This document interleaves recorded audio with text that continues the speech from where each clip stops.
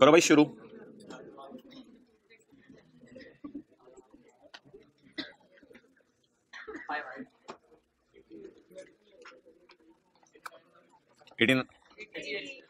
ये इसको एक ख्वाब में आया लेक्चर। अच्छा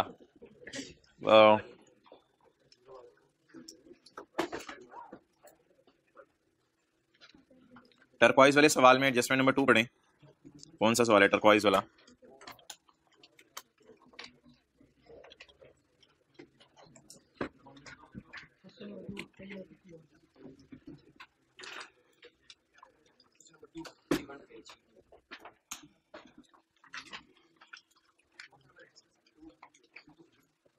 टू कर ली हुई है।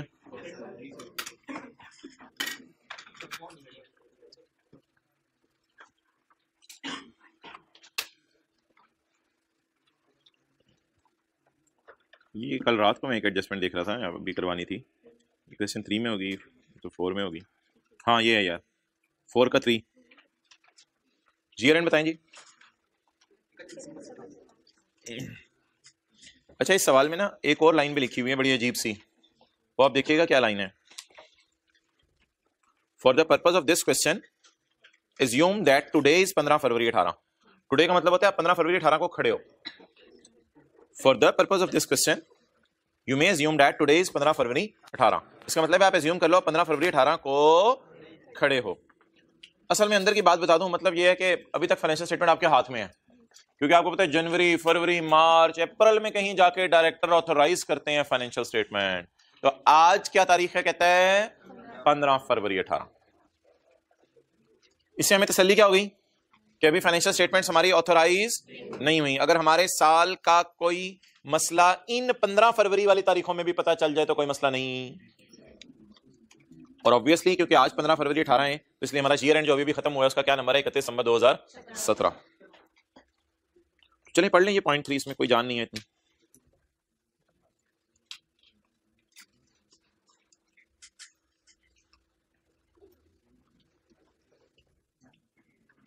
जी भाई हमारा साल कब शुरू हुआ है? 1 जनवरी 17 और खत्म कब हुआ? ऑन 10 दिसंबर 17। हमारा साल खत्म होने से 20-21 दिन पहले एक वर्कर ने हमारे खिलाफ केस कर दिया 25 लाख का। मांगा कितना उसने? मांगा कितना? 25 लाख। अच्छा इस पे काफी हमारी लंबी बहस होगी, जरा सुन लें। अब कई दफा लॉयर कह देते हैं यही 25 लाख देना पड़ेगा 2.5, कई दफा लॉयर कह देते हैं 2.5 में से 2.2 देना पड़ेगा, कई दफा लॉयर कह देता है 2.5 को साइड पे रखो, 2.5 को साइड पे रखो, 60% प्रोबेबिलिटी है कि 1 मिलियन देना पड़ेगा और 40% प्रोबेबिलिटी है कि 0.5 मिलियन देना पड़ेगा। 2.5 को पूरे को साइड पे रख दो। ऐसे भी हमने बातें की हैं। तो देखते हैं लॉयर क्या कहता है। उसने मांगने वाले ने क्लेम कितना किया? मांगा कितना? 2.5। और हमारी वजह क्या बताई है उसने? कि हमने सेफ्टी मेजर्स नहीं ली थी जिसकी वजह से वर्कर को कोई इंजरी होगी, वो हमारे पास आ गया। हमने फोन किया लॉयर को तो 31 दिसंबर की रात को, 31 दिसंबर की रात को, वैसे खड़े हम कहाँ हैं वैसे सवाल करते हुए? 15 फरवरी को सवाल करते हुए हम खड़े हैं 15 फरवरी को। लेकिन हमने 31 दिसंबर को रात को लॉयर को फोन किया होगा, उस वक्त लॉयर ने कहा था कि there is a remote possibility कि कोर्ट उसे कंपनसेट करेगा। रिमोट पॉसिबिलिटी है कि कोर्ट उसे कंपनसेट करेगा। रिमोट पॉसिबिलिटी है कि कोर्ट उसे कंपनसेट करेगा। रिमोट पॉसिबिलिटी है कि कोर्ट उसे कंपनसेट करेगा। बताएं जी, जब 31 दिसंबर को लॉयर ने हमें ये कहा होगा तो क्या हमने कोई लाइव एंट्री करनी है? क्या हमने कोई डिस्क्लोजर देना है? तो फिक्रा बोलें, it shall not be accounted for and it shall not be disclosed in the financial statements for year ended 31 December 17। Clear? The case is still pending. भाई ये स्टिल पेंडिंग का मतलब है 15 फरवरी। ये स्टिल पेंडिंग का मतलब है 15 फरवरी। The case is still pending. Still का क्या मतलब है भाई? जहां स्टिल हुए हुए हो वो मतलब है इसका। कहते हैं 15 फरवरी तक केस अभी पेंडिंग ही है, केस का मतलब था। तो 15 फरवरी लाइन बड़ी इंपॉर्टेंट थी ऊपर। Case is still pending, case अभी तक पेंडिंग है और लॉयर ने अपनी राय बदल ली है। एक बात जरा मुझे बताएं, इस दिन लॉयर मेरा कुछ और कहे, इस दिन लॉयर मेरा कुछ और कहे, मैं पेपर में कौन सा वाला सोल्यूशन दे के आऊं? दोनों नहीं दे के आना यार, इतना टाइम नहीं होता। इस दिन लॉयर कुछ और कहे, इस दिन लॉयर कुछ और कहे, लेटेस्ट बात उसकी मानूं तो ये तो लाइन काट देना। इस पे तो पेपर में कमेंट नहीं करके आना। The legal adviser advised that, ये तो फारिग करे ना। क्योंकि हमारा साल ही चल रहा है अभी, और हमारा साल माना खत्म तो हो गया है, लेकिन ये एडजस्टिंग इवेंट होगा ना, लॉयर का कुछ और बताना, इसलिए एडजस्टिंग इवेंट होगा कि मसला ऑलरेडी एग्जिस्ट कर रहा था, इसके बारे में हमें अपडेटेड इन्फॉर्मेशन मिल गई है, तो अगर अपडेटेड इन्फॉर्मेशन मिल गई तो उसी को यूज करना बेहतर है। The case is still pending, ऊपर आपने लिख लिया on 15 February 18, the case is still pending on 15 February 18। However now भी होना चाहिए था, बड़ा अच्छा फिक्रा बन जाता। However now MS legal adviser, sorry लिखा हुआ है आगे, good. However ML legal adviser now believes that, उसका ये ख्याल है that there is low chance that court would award compensation of 2 million। पहले कह रहा था रिमोट चांस है, अब कह रहा था लो चांस है कि उसको 2 मिलियन दिया जाएगा। 25 लाख तो नहीं दिया जाएगा, कहता है 20 लाख दिया जाएगा, लेकिन देने का स्टिल मेरे ख्याल से लो चांस है। तो बता दें पॉसिबल ऑब्लिगेशन है या प्रोबेबल? पॉसिबल ऑब्लिगेशन है, due to a past event. हमने सेफ्टी मेजर्स नहीं लिए थे, तो इसलिए बोले क्या लिख के आएंगे, disclose the contingent liability giving the brief nature of event and estimate of financial effect.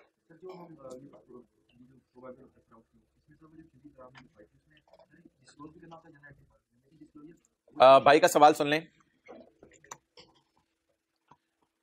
भाई जो है माशाल्लाह लग रहा है मुझे आज तैयारी करके आए हैं, इन्होंने अच्छा सवाल पूछा है। ये शायद पिछली क्लास में भी किसी ने सवाल पूछा था, लेकिन वाज़ेह तौर पे मैंने उनके सवाल को रिपीट करके उसका जवाब नहीं दिया था। इनके सवाल को पहले मैं जरा बाद में आंसर करता हूँ, पहले मुझे हमारे वाले सवाल का जवाब दे दें जो हमारा सवाल अभी चल रहा है। जी, हमारे वाले सवाल में क्या डिसीजन हुआ है, कॉन्टिंजेंट लायबिलिटी डिस्क्लोज करनी है, तो how to write down in paper. अच्छा यार, अब इसमें मेरे ख्याल से ये 2-3 लाइनें काफी नहीं होगी, हल्का फुल्का को पास्ट इवेंट का भी जिक्र कराइएगा। The past event in this case is violation of safety measures at part of our organisation. So in this case an amount of ₹2 million is possible that an outflow will be required, therefore a contingent liability would be disclosed giving brief nature of event and estimate of financial effect। IS-10 इसलिए discuss आप कर सकते हैं कि हमारे साल के बाद 15 फरवरी की एक तारीख उसने बताई हुई है, तो इसलिए IS-10 आप डिस्कस कर सकते हैं कि लॉयर का लेटेस्ट मशवरा देना relates to circumstances that existed at balance sheet date. एक बात याद रखिएगा, जब भी ईयर एंड पे कोई केस वगैरह चल रहा हो ना, तो साल के बाद उसके बारे में कुछ पता चल जाए तो वो सारा एडजस्टिंग इवेंट ही होता है। द रीजन इज के केस तो ऑलरेडी साल के एंड पे चल रहा था, कोई भी अपडेटेड इन्फॉर्मेशन लॉयर दे दे, जज दे दे, उसी के ऊपर हम रहेंगे। अच्छा हाँ, ये भाई ये सवाल पूछ रहे थे कि यहाँ पे लिखा होता है प्रोविजन की आपने जनरल एंट्री भी करनी है, डिस्क्लोज भी करना है, लेकिन how to write down in paper में हम सिर्फ जनरल एंट्री का जिक्र करते हैं, provision should be recorded, disclose का जिक्र नहीं करते। कर दिया करें एक लाइन के अंदर, पता नहीं आई क्या कर रहा है, पिछले जो है वो कई सालों से मैं देख रहा हूँ, 3-4 साल से कोई डिस्क्लोजर का जिक्र करता नहीं है, बस ठीक है प्रोविजन बना दी, एंट्री कर दी, असूली तौर पर नीचे डिस्क्लोजर की लाइन आप लिख सकते हैं, it will be disclosed as well, लिखना चाहें तो। ये how to write down in paper वाला सफ़ा है, पेज नंबर 25। ओके, मुझे बता रहे हो जो उसे एहसास दिला रहे हो। अच्छा आगे चलें जी, ठीक है बच्चे आगे चलें, ठीक है, बस हम न्यूमेरिकल करना था आज। निकालें जी जहां पे हम थे, dismantling, page 370। Let's start today's numerical.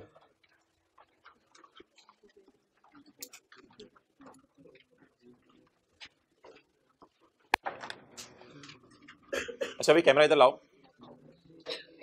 हमने कल की क्लास के अंदर जो है, पिछली से पिछली बल्कि क्लास में हमने एक न्यूमेरिकल सॉल्व किया था। वो न्यूमेरिकल हमने किस बेस पे सॉल्व किया था वो जरा आप देखिएगा।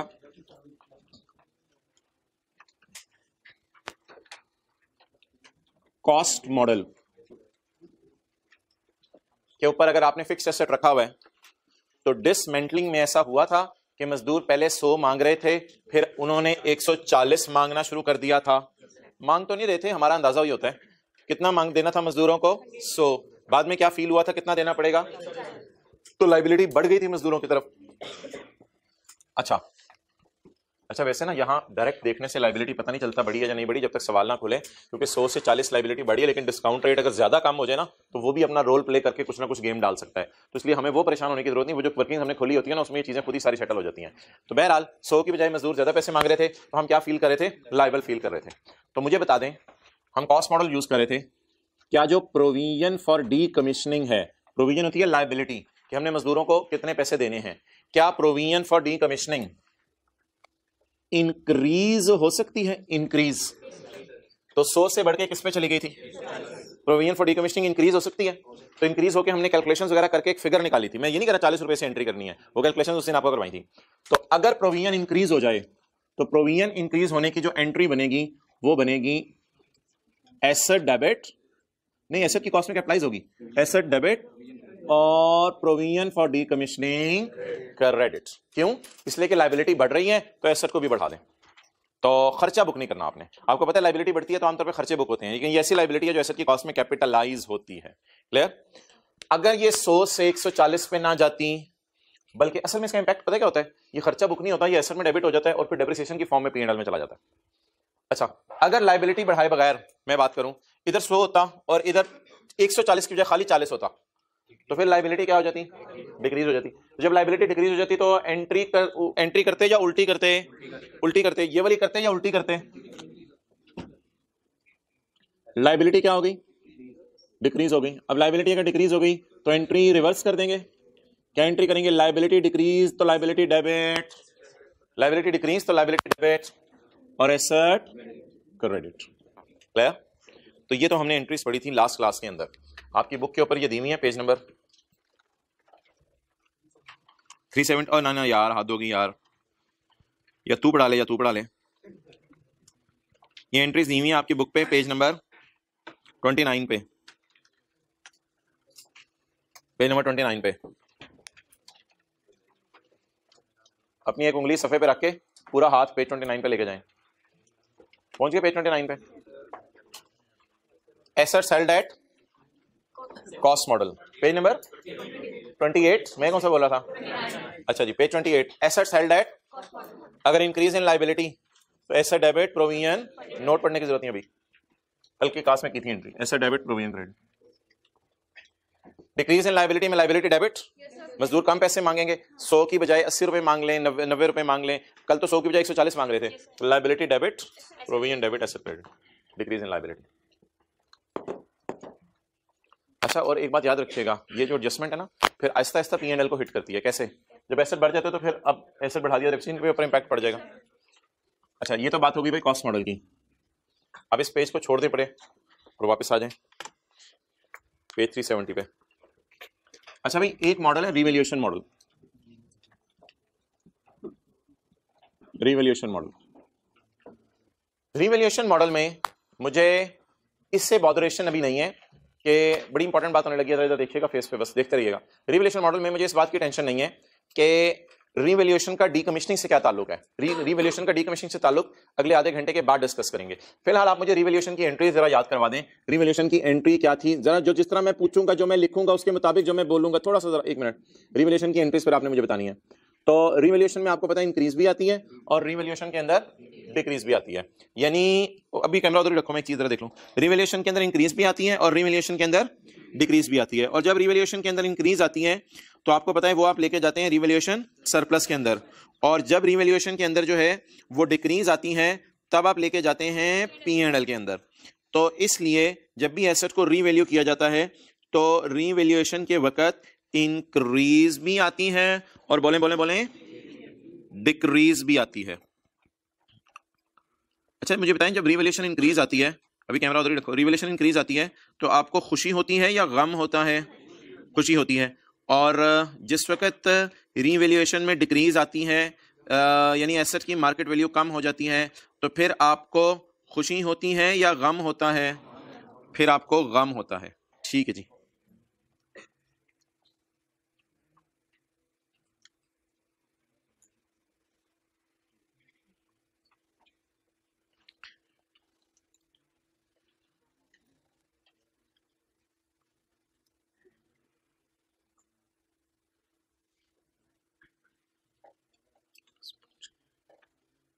पॉसिबल है?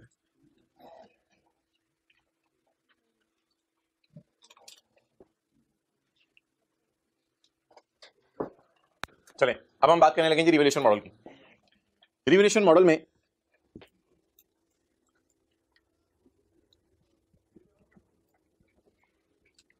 रिवैल्यूएशन सरप्लस आया, रिवैल्यूएशन सरप्लस आया, तो रिवैल्यूएशन सरप्लस की एंट्री,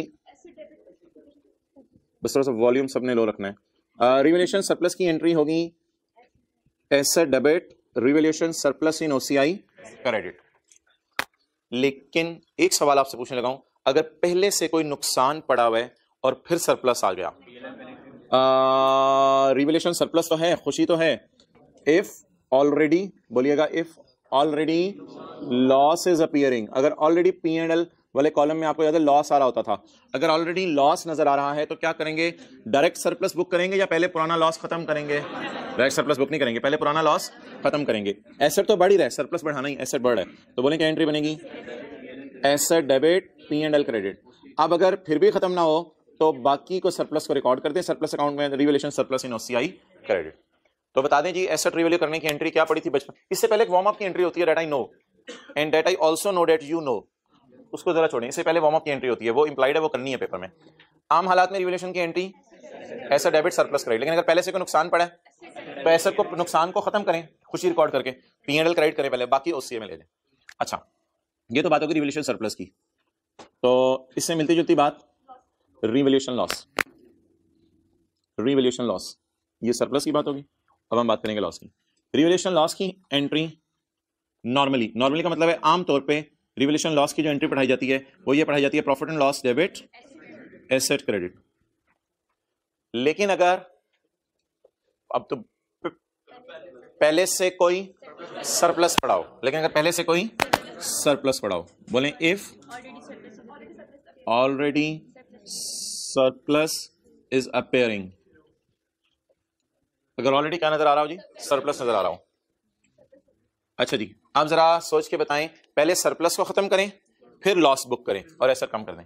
लॉस में याद रखिएगा एसेट तो कम होने हमेशा, पहले सरप्लस को खत्म करें, लॉस बुक करें, एसेट को क्रेडिट। तो एक बात याद रखिएगा सर, जब भी एसेट पे सरप्लस आएगा एसेट तो बढ़ना ही बढ़ना है, और जब भी लॉस आएगा एसेट कम होना।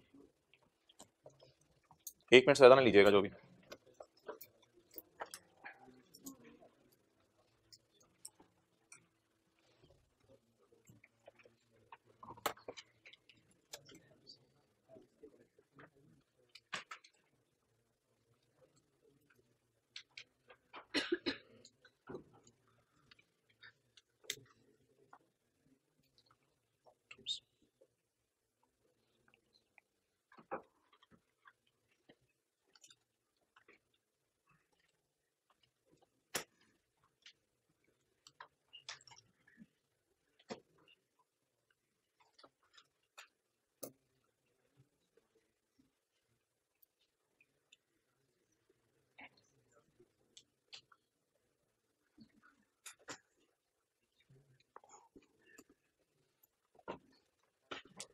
चलें जी, अब आ जाओ भाई सवाल की तरफ। चलो भाई रखो तो कैमरा, इसने ऑनलाइन में तो पॉज करके आप नोट कर ले आओ कैमरा इधर, निकाल लें जी पेज 370। आ जाए आगे आ जाए। तो भाई मैं आपसे पूछ रहा था कि ये आपके 2 दोस्त हैं, लेट आते हैं, आप टाइम पे आए होते हो, ये दोनों लेट आते हैं, तो इसकी कोई ठोस वजह बता दो जरा।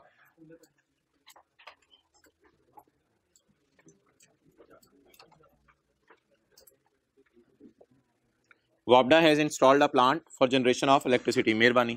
वापडा ने एक प्लांट लगा लिया इलेक्ट्रिसिटी की जनरेशन के लिए। It has signed an agreement with the government for allotment of plot of land, इसने हुकूमत के साथ एक माहिदा किया है कि लैंड आपकी तरफ से, प्लांट हमारी तरफ से। तो लैंड हुकूमत ने इनको फ्री ऑफ कॉस्ट दे दी है 20 ईयर्स के लिए। तो ये तो गवर्नमेंट ग्रांट वाला जो FR1 के अंदर आपने स्टैंडर्ड पढ़ा हुआ है। However it has agreed to restore the site, 20 साल के लिए हम ये लैंड हुकूमत वाले इस्तेमाल करेंगे, प्लांट लगाएंगे वहां पे, वापडा वाले बिजली जनरेट करेंगे, और 20 साल के एंड पे प्लांट को डिसमेंटल करके हमें जाना होगा। Other relevant information is under, other relevant information उसके बारे में ये आ रही है। अच्छा जी, initial cost of plant was ₹450 million and it is estimated that site restoration cost would amount to ₹260 million। ये अंदाजा लगाया गया कि इनिशियल कॉस्ट ऑफ प्लांट है 450 मिलियन, लेकिन ये एस्टिमेट किया गया है, ये तो कॉस्ट, इनिशियल कॉस्ट तो हिस्टोरिकल कॉस्ट है, बल्कि इसको तो मैं ये करूं कि ये पेड वाली चीज है, ये 450 पेड वाली चीज है, ये 450 पेएबल नहीं है। अच्छा, 450 तो आज आपने प्लांट खरीदने का खर्च कर लिया, और 250 रुपया नहीं 260 मिलियन खर्च हो गया या होगा, इट इज एस्टिमेटेड, ये खर्च होगा। ये 260 मिलियन हैं दैट वुड बी पेड, जो दिए जाएंगे जब आप प्लांट को डिसमेंटल करेंगे 20 साल के बाद। तो जब आप प्लांट को 20 साल के बाद डिसमेंटल करेंगे तो ये पैसे उस वक्त दिए जाएंगे। तो बताएं एसेट की कॉस्ट में 260 डालूं या 260 की पीवी? 260 की पीवी डालेंगे इसमें। 450 पे एसेट को बुक नहीं करेंगे, 450 जमा 260 की प्रेजेंट वैल्यू।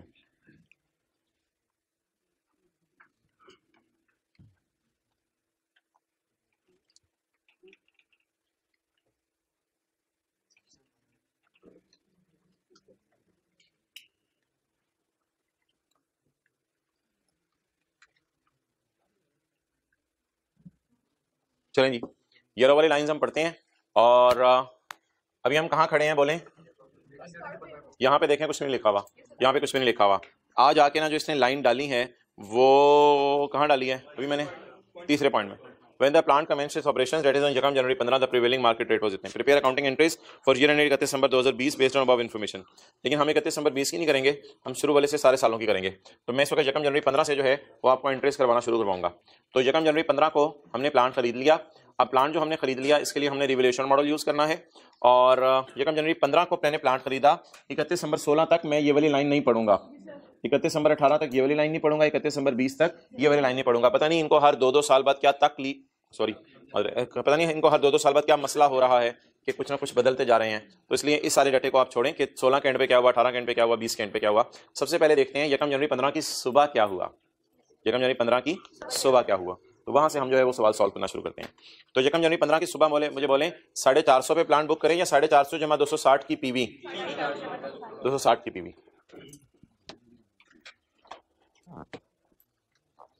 चलिए जी, डेट डिस्क्रिप्शन,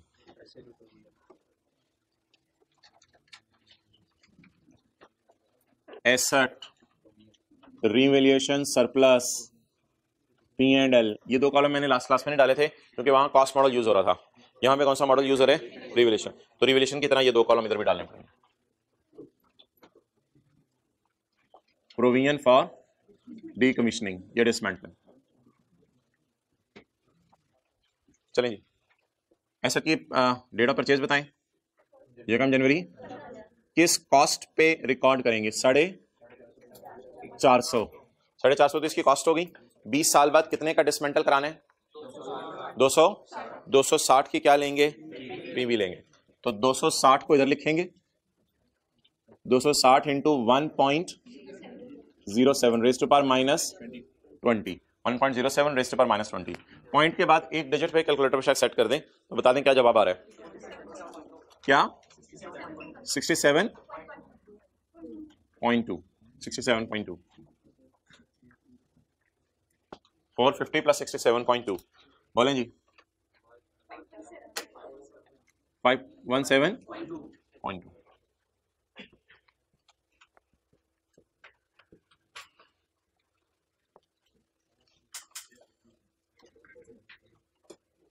चलें जी,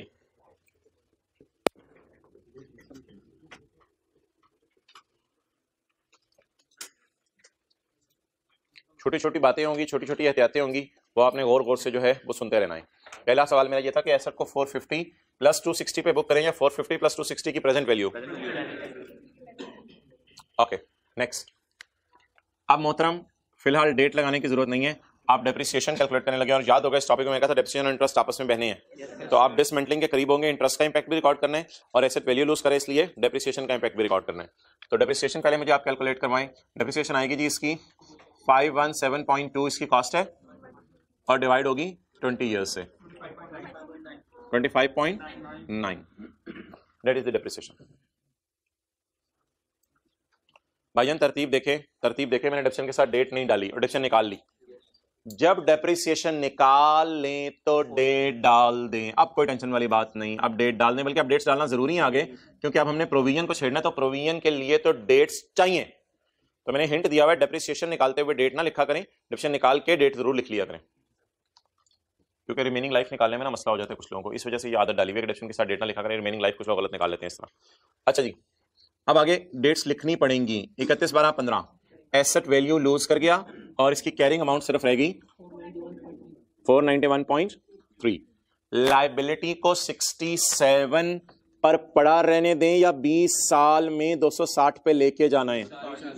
देखें इधर 260 को डिस्काउंट करके आप 67 पे ले आए। अब 67 के डिस्काउंट को खोलते 20 सालों बाद हो गए पूरे 20 सालों तक आपने किस पे लेके जाने?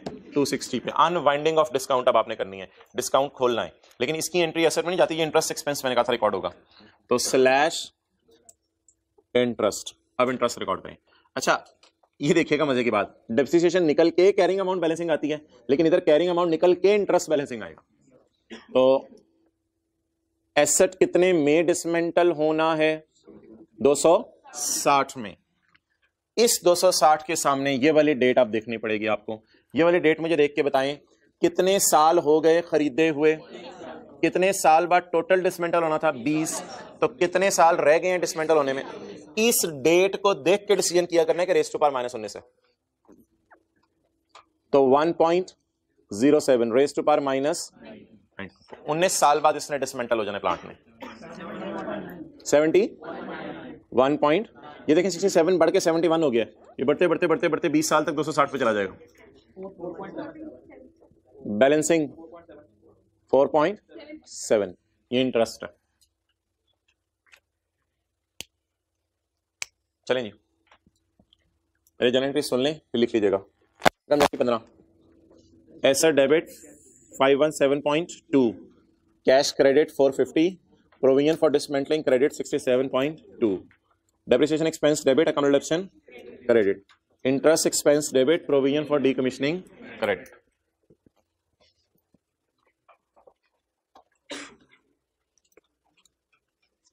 ये देखो इधर आओ, asset debit 517.2, cash credit 450, provision for decommissioning, depreciation debit, account reduction, interest expense debit, provision for decommissioning credit.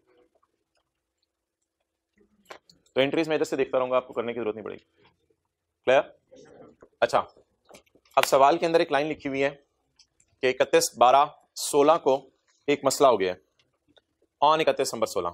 मोहतरम 31/12/15 को खड़े होकर ये ना सोचें 31/12/16 को क्या हो गया, पहले 31/12/16 पे मुझे आने दें, फिर इकट्ठे देख लेंगे 31/12/16 को क्या हुआ है। यानी 31/12/16 पे पहले मुझे पहुंचने तो दें, फिर देखेंगे 31/12/16 को क्या हुआ है। तो फिलहाल ऐसा करें, एक साल और डिप्रिशिएट कर दे, क्योंकि 31/12/16 का साल हमने डिप्रिशिएट करना है। वो मैंने कहा आपको डिडक्शन के साथ डेट लिखने की जरूरत नहीं, लेकिन अभी तो अमाउंट भी निकालने की जरूरत नहीं, क्योंकि स्ट्रेट लाइन मेथड चल रहा है। तो 25.9 को एज इट इज लिखते हैं अगले साल, तो डिप्रिशिएशन तो एज इट इज लिखते हैं 25.9। अच्छा हाँ, आप डेट लिख दें डिडक्शन के साथ, ये तरतीब में देखा करें। 25 डिडक्शन लिख दी, अब डिडक्शन के साथ क्या लिखी जाने लगी है। हाँ, आप डब्ल्यूडीवीज वगैरह कैरिंग अमाउंट सारे निकालें। 31/12 कैरिंग अमाउंट 465.4। अच्छा जी, आगे निकालें, सी है तो खुद ही निकालें आगे, ये प्रोविजन वाला।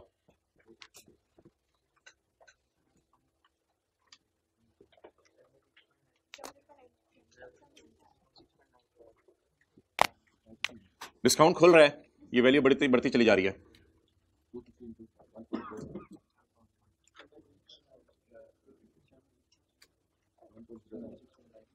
रेज़ टू पावर, वो हजरात हाथ खड़ा करें, सच्ची सच्ची बताने, जिन्होंने यहाँ -19 देखा तो उन्होंने कहा यहाँ -18 लिख देते हैं, हाथ खड़ा करें।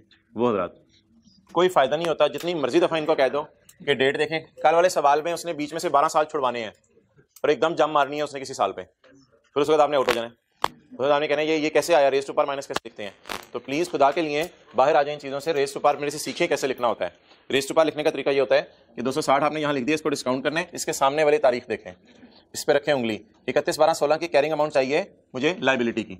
लाइबिलिटी की 31/12/16 की कैरिंग अमाउंट निकालने के लिए खरीदे हुए कितने साल हो गए, पूरा 15 पूरा 16, कितने साल हो गए 2, टोटल साल कितने हैं 20, बकाया। प्रोविजन का जब डिस्काउंट कैलकुलेट करना है तो डेट सामने होनी जरूरी है, लेकिन डेप्रिसिएशन में मैंने कहा था जब रिमेनिंग लाइफ वगैरह निकालनी है तो डेट सामने लिख के कंफ्यूजन आ सकती है। ओके चलें जी, raise to power minus 76.9, balancing. चलें जी, अब दो एंट्रीज बता दें।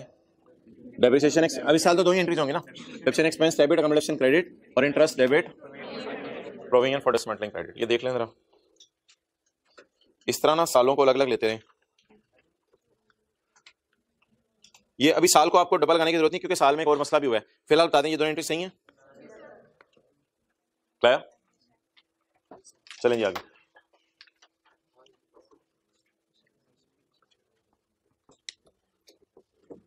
ये कल वाले की रिवीजन हो गई, लेकिन अगर आप हजरात को थोड़ी सी मैं बात करूं तो ये भी याद होनी चाहिए। मैंने कहा था 4.7 ऐसे भी निकल सकता है, 67.2 इंटू 7%। जरा देखें, 67.2 इंटू 7%, 4.7, और ये 5 ऐसे भी निकल सकता है, 71.9 इंटू 7%। ये कंपाउंड खुद ही हो गया, देखें इसमें ये कंपाउंड करके डाल दिया ना, 4.7 कंपाउंड करके डाल दिया, 70, अब 71.9 के ऊपर रेट लगाएंगे, देखें 5 आ रहा होगा। तो ये तरीका भी कल बताया था, बल्कि IFRS 15 में हम इस तरीके को ज़्यादा प्रेफर किया करेंगे। वहाँ भी ये मसला आया करेगा, डेटर हमें कहेगा मैं 4 साल बाद पैसे देने हैं, तो हम डेटर के वैल्यू को डिस्काउंट किया करेंगे। और यार ये वो सारा ही है। अगर कंसोलिडेशन के अंदर ये कॉन्सेप्ट आ रहा है तो फिर हमने 20 साल बाद सऊदी किंग को अगर 260 रुपये देने हैं तो ये सारा वही है। 67.2 की एंट्री हो जाएगी, investment in working one debit, और वो इन्वेस्टमेंट जो वर्किंग वन में जाती थी, इन्वेस्टमेंट डेबिट और पेएबल क्रेडिट या deferred consideration payable credit, deferred और interest debit, deferred consideration payable credit, फिर दोबारा अगले साल interest debit, deferred consideration payable credit. तो कंसोलिडेशन में भी जो सऊदी किंग को पैसे देने का वादा होता था ना, जिसमें हम कहते थे उर्दू में थोड़े से पैसे ले लेना, तो उसमें भी 100% यही सारी अकाउंटिंग है। ओके, अब जी मुझे बता दें 31/12/17 का साल लिखूं, ये 31/12/16 के साल के एंड पे कोई हादसा हो गया?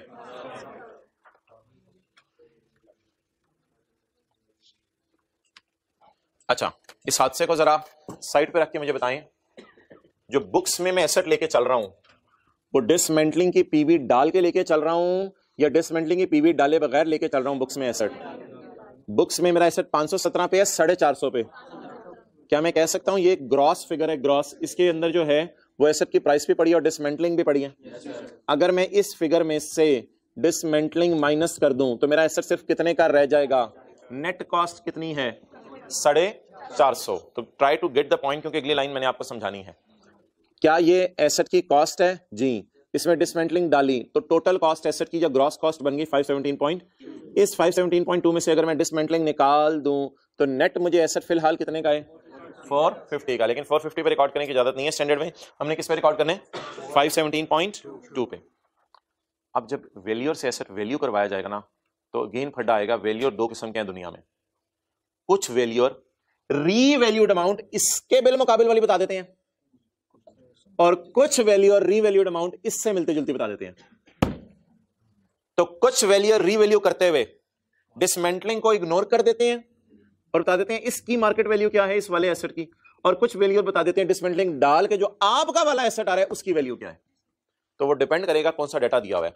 लेकिन हमें याद रखिएगा फेयर वैल्यू वही चाहिए होती है जिसमें डिसमेंटलिंग डली हो, क्योंकि कॉस्ट में डिसमेंटलिंग नहीं डली हुई थी, हमने डाल कर प्राइस निकाली। डिसमेंटलिंग डली हुई है, इसमें डिसमेंटलिंग नहीं डली हुई, तो ये नेट है। हमें नेट नहीं चाहिए होती, हमें डिसमेंटलिंग डाल के टोटल चाहिए होती है। देखते हैं वैल्यू ने कौन सी वाली वैल्यू निकाल के दी है। ऑन 31/16 को प्लांट वॉज रीवैल्यूड एट, इसमें रिस्टोरेशन डाली हुई है या नेट कर दी हुई है? तो इसका मतलब है इसमें रिस्टोरेशन शामिल नहीं है। नेट का मतलब लिख लें, इसमें रिस्टोरेशन शामिल नहीं है, या डी इंस्टॉलेशन, इसमें डी इंस्टॉलेशन शामिल नहीं है। तो इसने खाली एसेट को रिवैल्यू किया है या इसने डिसमेंटलिंग की अभी रिवैल्यूएशन डाल दिया है? खाली एसेट को।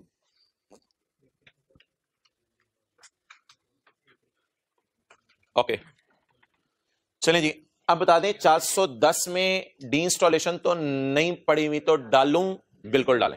410 में डी इंस्टॉलेशन नहीं पड़ी हुई, डालूं।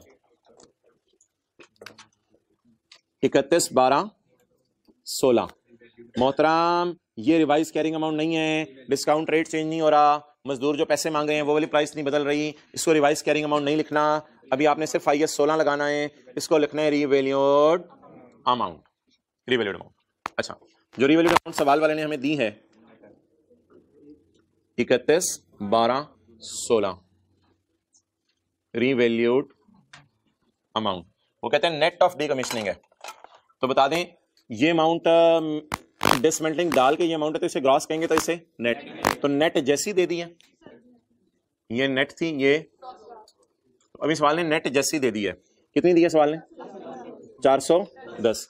इसमें ये वाली डिसमेंटलिंग डालूं या ये वाली डिसमेंटलिंग डालूं? मैं 31/12/16 पे खड़ा हूं, अकल लगा के बताइएगा। इस 710 में ये वाली डिसमेंटलिंग डालूं, ये वाली डिसमेंटलिंग डालूं? 76.9 वाली डिसमेंटलिंग डालेंगे। जाहिर बात है अगर ये वैल्यू मार्केट वैल्यू किस दिन की है 31/12/16 की, तो इसमें डिसमेंटलिंग भी कौन सी वाली होनी चाहिए? 31/12/16। तो ये थोड़ा सा एक पॉइंट था जो समझने वाला था रिवैल्यूएशन के एतबार से।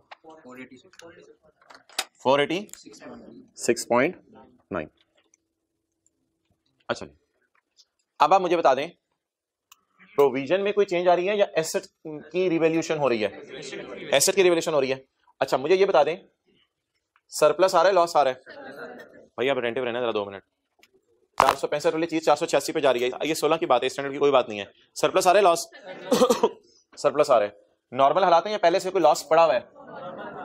नॉर्मल हालात हैं या पहले से कोई लॉस पड़ा हुआ है? अब आपको एंट्रीज की ज्यादा बेहतर समझ आ रही है क्योंकि यहाँ चीजें खुली हुई हैं। नॉर्मल हालात हैं या पहले से कोई लॉस पड़ा हुआ है? नॉर्मल हालात कर दें। तो 31, 12, 16 को रीवैल्यूएशन सरप्लस जी कितना आया? 21.5। Asset debit surplus in OCI credit 21.5। अच्छा, एक बात बड़ी इंपॉर्टेंट करने लगा मैं, वो जरा देखिएगा इधर। I am still standing on 31, 12, 16। There is no change in provision, there is no change in provision. Revaluation की एंट्री ये सीखी हुई है, ये हमने कर दी 76.9।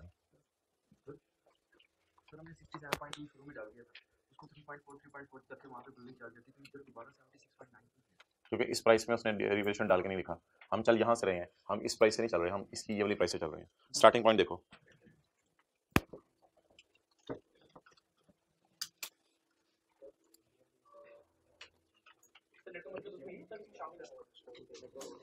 नेट का मतलब शामिल नहीं हो सकता, अजीब सा मतलब बन जाएगा, वरना नेट का मतलब शामिल नहीं हो सकता। इसलिए मैंने ना ये वाली भी लिख दी है, क्योंकि मुझे ये पता है ये बच्चों का मसला आता है, काफ़ी सारे बच्चों का मसला आता है। नेट का मतलब शामिल नहीं है ना यार। देखो इसमें मैं डीकमीशनिंग डालूं तो इसमें डीकमीशनिंग डली है, ये ग्रॉस टाइप चीज़ है, तो इसमें ये माइनस कर दूं तो ये फिर नेट हो जाएगी। ओके चलो जी आ जाओ इधर। कुछ 31 नंबर 18 को हुआ है, लेकिन आप 2 साल टेंशन ना लें, 2 साल नॉर्मल तरीके से सवाल को चलने दें, 2 साल नॉर्मल तरीके से सवाल को चलने दें। 31, 12, 18 को देखेंगे क्या हुआ, लेकिन यहां पे खड़े होकर मुझे बता दें किस साल की एंट्रीज कर लेना जरूरी है। 16 की एंट्रीज कर लेना जरूरी है। जरा शुरू से एंट्रीज रिवाइज करवा दें। ऐसा debit 517.2, cash credit 450, provision credit 67 point, depreciation expense debit account depreciation के साथ इंटरेस्ट की एंट्री नहीं भूलनी इस टॉपिक में। Interest expense debit provision credit, depreciation expense debit account credit और interest expense debit provision for decommissioning credit. ये entry नहीं कर सकते, पहले वार्म अप की एंट्री करेंगे। अकामुलेटेड ऑप्शन 2 सालों की पड़ी हुई है इस वक्त। अकामुलेशन डेबिट एसेट क्रेडिट, ये कितना बना 51.8। अकामुलेशन डेबिट एसेट क्रेडिट और एसेट डेबिट और सरप्लस इन ओसीआई क्रेडिट, ये देख लें एंट्री सर। 2 सालों का डेप्शन शिफ्ट कर दी, accumulation debit asset credit, asset debit surplus in OCI. ये 16 का साल खत्म हो गया। अब आप ये ऐसे करके ब्रैकेट में ले लें, ये 16 का साल खत्म हो गया, आगे 17 का साल होगा। चलें जी आगे तो नॉर्मल तरीके से चलें। कोई मशवरा दें आप, 17 में क्या करूं, डेप्रिशिएट करूं या एसेट बाजार से जाकर खरीदूं? डेप्रिशिएट करूं। डेप्रिशिएट करते हुए कोई एहतियात बता दें। डेट ना डालें, क्योंकि रिमेनिंग लाइफ कुछ बच्चे डेट लिखने की वजह से गलत निकाल जाते हैं। डेट लिखने की वजह से कुछ बच्चे रिमेनिंग लाइफ गलत निकाल जाते हैं, इसलिए डेट ना लिखें, डेप्रिसिएशन निकालनी है आप। जी हजरात मुझे बताएं मैंने किस प्राइस को डेप्रिशिएट करना है, 517 को या 486.9 को? 486.9 वाली प्राइस को मैंने कितने सालों में खत्म करना है? इसके लिए मेरी बात सुनिएगा, आपने इस प्राइस को खत्म करना है तो इससे पहले कितना अरसा डेप्रिशिएट हो चुका है? पूरा 15, पूरा 16, कितने साल? 2 साल डेप्रिशिएट हो चुका। टोटल कितना था? 20। कितना रह गया? 18 रिमेनिंग लाइफ निकाल लें। 486.9 डिवाइडेड बाय, लेकिन यार ऐसा ऐसा सरप्लस को भी तो फेंके ना रिटेन अर्निंग में, सरप्लस को भी तो फेंके रिटेन अर्निंग में। जी बोले बोले बोले बोले उसी तरह जिस तरह करते थे। 21.5 डिवाइडेड बाय 18 और स्लैश वो फिर इधर आ जाएगा, वो इधर आ जाएगा। अब डेट डाल दें, अब अपनी कैलकुलेशन अब डेट डाल दें, एक दफा डेट डाल दें फिर आगे चलते हैं। अब परेशानी डेप्शन की फिगर निकल है, अब डेट डाल दें। जी बोले 27.1 थोड़ा थोड़ा करके खत्म होगा ना, ये टोटल 18 सालों में खत्म हो जाएगा। 31, 12, 17 चलें जी वो निकाल लें आप, इंटरेस्ट और इसकी कैरिंग अमाउंट पूरा कर लें, आगे इंटरेस्ट और कैरिंग अमाउंट निकाल दें।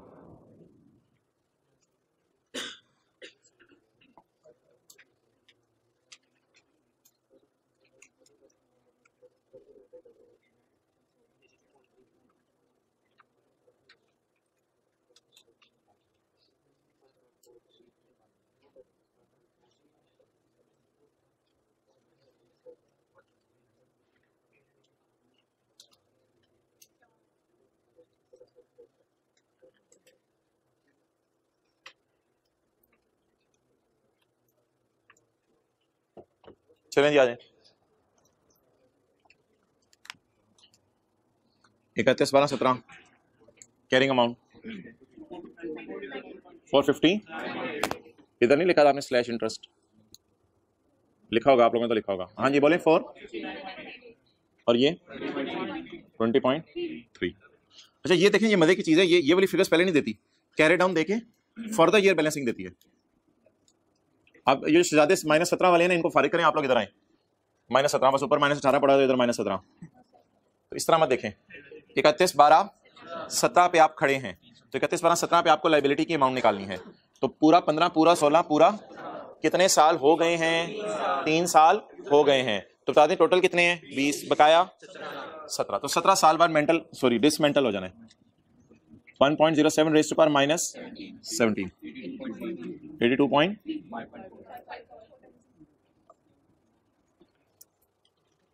चलो भाई, आप जो लास्ट में खड़े हैं, बैठे हैं, बल्कि लास्ट में बैठे हैं, खड़े हो जाओ। तो इस तरह की एंट्री बताएं। ठीक है, गुड। 1.2 की बताएं। सरप्लस थोड़ा सा इधर कर लो ना, नजर आ रहा है? ये देख यार, यार इसकी एंट्री नहीं आती। चलिए इसकी एंट्री बताएं। Depreciation debit, surplus debit. लेकिन मैंने आपको बताया था ये जो एंट्री होती है ना, सरप्लस डेबिट रिटेंड क्रेडिट, ये ओसीआई से रूट नहीं होती। तो surplus debit retained earning credit, और in the end interest expense debit, और प्रोविजन बढ़ रही है 76 से 82 हो जा रही है। डिसमेंटलिंग के हम करीब होते जा रहे हैं। तो interest expense debit, provision for decommissioning. ये कर रहा है बोल के रुक क्यों गए थे? कर रहा है डेट मेरी तरफ से। अच्छा, depreciation debit account depreciation, surplus debit retained earning, interest expense debit, provision for decommissioning. तो 17 भी क्लोज हो गया।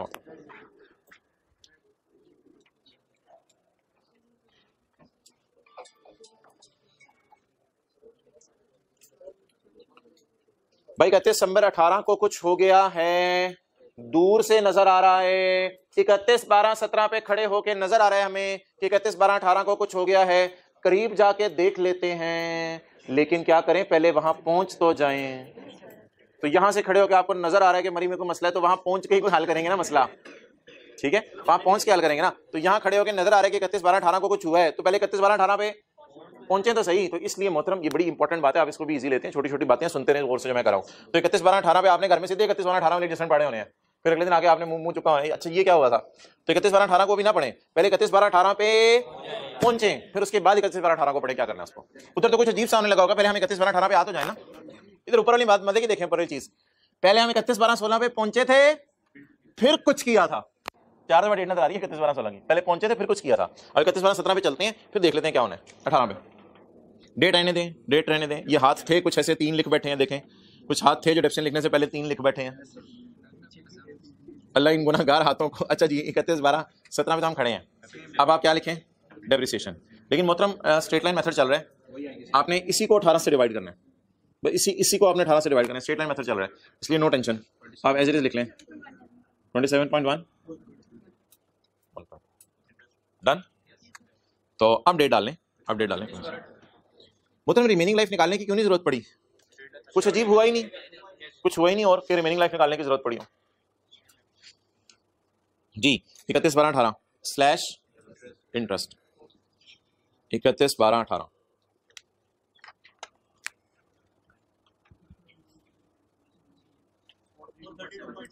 432.19.1। भाईजान थोड़ा सा हौसला करें। और किस दिन की कैरिंग अमाउंट चाहिए मुझे लाइबिलिटी की? साल कब शुरू हुआ है, यानी ऐसे कब खरीदा? यकम जनवरी। पूरा 15 पूरा 16 पूरा 17 पूरा 18, कितने साल हो गए? 4। टोटल साल 20, 20 - 4 16। 16 साल बाद ऐसे डिसमेंटल होना है।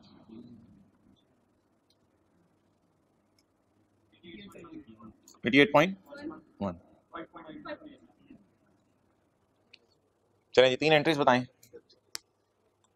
Depreciation expense debit account depreciation, surplus debit retained earning, interest expense debit, provision for decommissioning.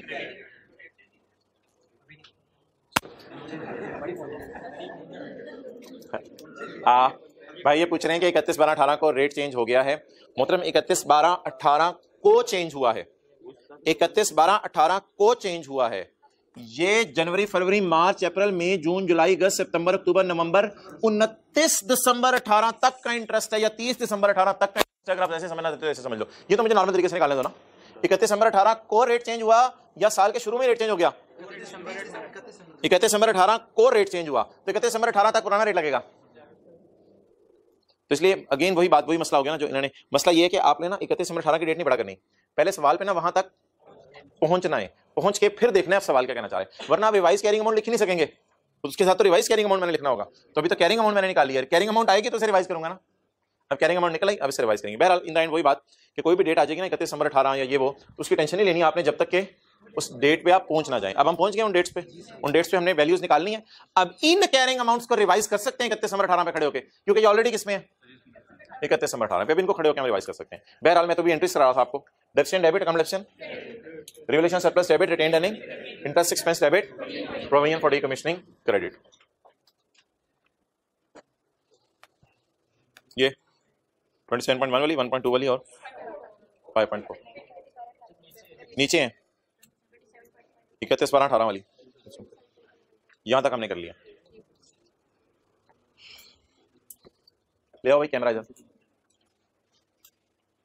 अब मोहतरम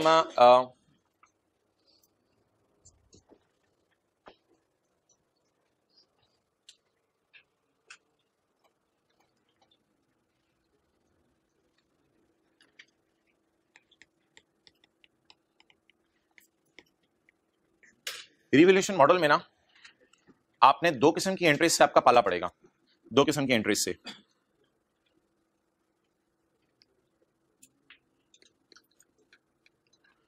टू टाइप्स ऑफ एंट्रीज से आपका पाला पड़ेगा। एक आपका पाला पड़ेगा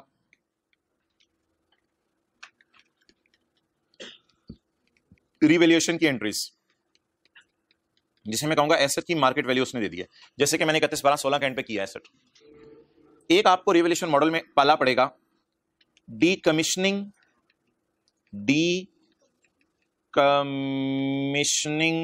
पता नहीं कितने एम और एस आते हैं इसमें, देख लीजिएगा शायद मैं गलत लिखा हूं।